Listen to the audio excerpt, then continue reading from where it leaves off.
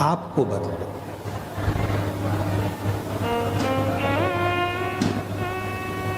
हम जब अपने आप को बदल लेते हैं तो अपने आप सब कुछ बदला बदला सा लगने लगता है और जिंदगी में कुछ ना कुछ अच्छा होना प्रारंभ हो जाता है।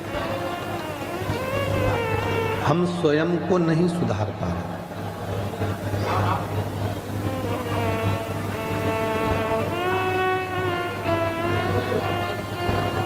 कल भी कथा में कहा था, हम कहते बच्चों से हैं कि थोड़ा ध्यान से पढ़ो। कल भी कथा में कहा था कि हम किसी व्यक्ति से कहते हैं कि ध्यान से काम करो,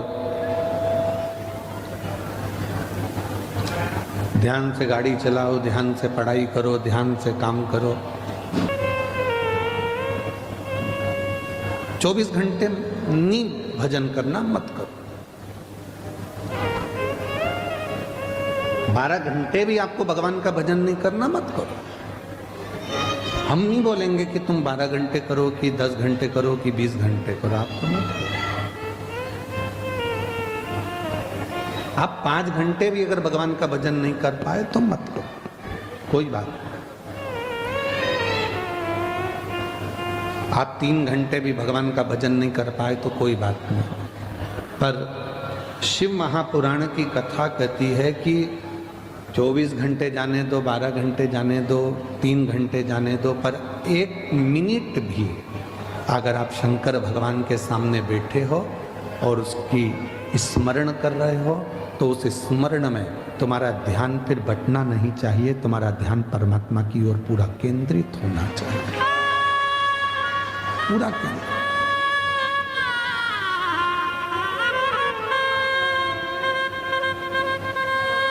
हम अपनी निगाहों को भी बांट देते हैं, हम अपनी श्रवण की शक्ति को बांट देते हैं, हम अपने को भी बांट देते हैं, हम अपनी श्रवण शक्ति को बांट देते हैं, हम अपनी दृष्टि को बांट देते हैं, हम अपने विचारों को भी। उस दिन आप भी जितने शिव भक्त इस कथा को सुन रहे हों उन सब की झोलियां भर कर चले जाए।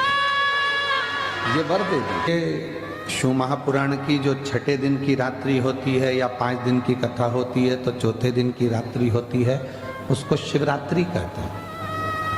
और जिस दिन कथा का विराम होता है उस दिन लाखों की संख्या में शिव भक्त केवल बाबा के चरणों में बैठकर कथा इसलिए सुनते हैं कि मेरा बाप, मेरा पिता, मेरा बाबुल। आज भी हमको लेकर आए मित्तल साहब, गाड़ी ड्राइव करी आपने और कल लेकर आ रहे थे तो मित्तल साहब कह रहे थे कि गुरुजी जितने शिव भक्त आए हैं इनके अंदर विश्वास बहुत है। तो हमने मित्तल साहब से कहा कि मित्तल साहब, विश्वास होता है तभी भीतर का विष समाप्त होता है और विश्वनाथ प्राप्त होता है। होगा तो भीतर का विष समाप्त नहीं होगा, विष समाप्त नहीं होगा तो विश्वनाथ नहीं मिलेगा, तो विश्वनाथ नहीं मिल सकता। विश्वास ही भीतर के विष को समाप्त करता है, भीतर के ताप को समाप्त करता है, भीतर के क्लेश को समाप्त करता है।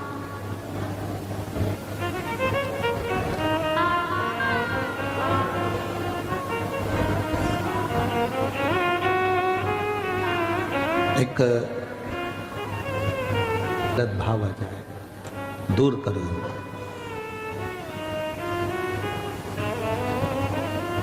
इनको दूर कर दिया जाए, सबको भेज दिया। गणेश जी चले गए, अष्टविनायक बनकर बैठ गए। कार्तिकेय गए, श्री सेलम पर जाकर बैठ गए। अशोक सुंदरी काशी में जा गई। जया भी शहरा, शामली बारी, दो तली देव हरिद्वार पहुंच गए। सब चल। नंदी बचा था। शिव जी ने कहा, नंदी विष पीऊंगा, तुझे अच्छा नहीं लगे, तू जा।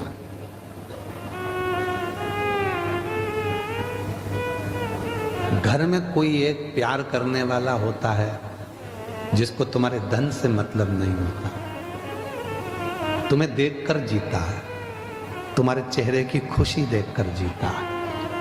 शिव जी के चेहरे की खुशी देखकर जीने वाला एक ही था, वो था देवती देव महादेव का नंदी। इसलिए आज भी मंदिर के बाहर उनका चेहरा देखता रहता है बैठकर। वो जीना सीखा।